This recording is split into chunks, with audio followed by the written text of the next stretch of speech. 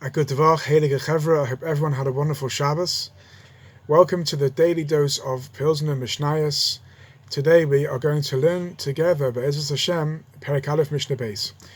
So we're still dealing with Urushochbecha Urukumecha. Last week we discussed the parameters of the time in the evening from when one can say the Shema until when.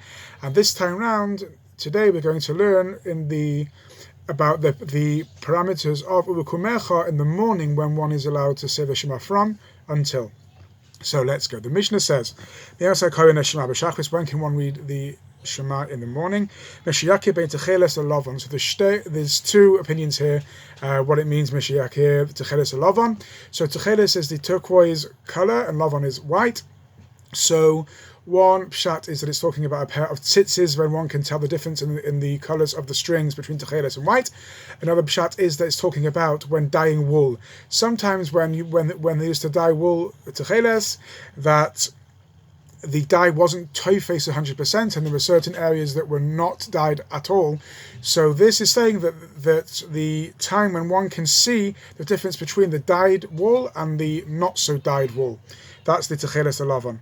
So Rabbi Eliezer Omer bein Techeles the Karati. Rabbi Eliezer holds that when can one say Kriya Shema in the morning? When one can distinguish between blue and Karati, green, like a leek. So it's harder to distinguish between blue and green than it is between blue and white. So therefore one needs more light. So therefore the time that one can say it from, according to Rabbi Eliezer, is going to be later than the Tanakama. Rabbi Eliezer holds one can read the Shema until Neitz HaChama, because he holds Kashitoso, like we learned in Mishnah Aleph, that he was talking about the time that people go to sleep, not when they are actually sleeping. And here we're talking about Ulukamecha, the time when people get up, and people stop getting up by Neitz HaChama, so therefore that's when one can say it according to Rabbi Eliezer. Luckily we do not paskin like him.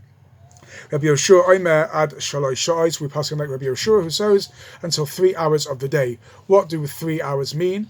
So it's 3 halachic hours, Sha'os Zamanios, and therefore there's different ways of working it out, but it's the total daylight from whether it's going to be Alois or from Nate until or Shkia, or till Tseis HaKechavim. There's different ways of working out, but whichever sheet you take, you divide that time of light by 12, and you get the time of 1 halachic hour. So he holds until 3 halachic hours. Why? Shekein derech b'nei melachim la'amod b'shalosh sha'os.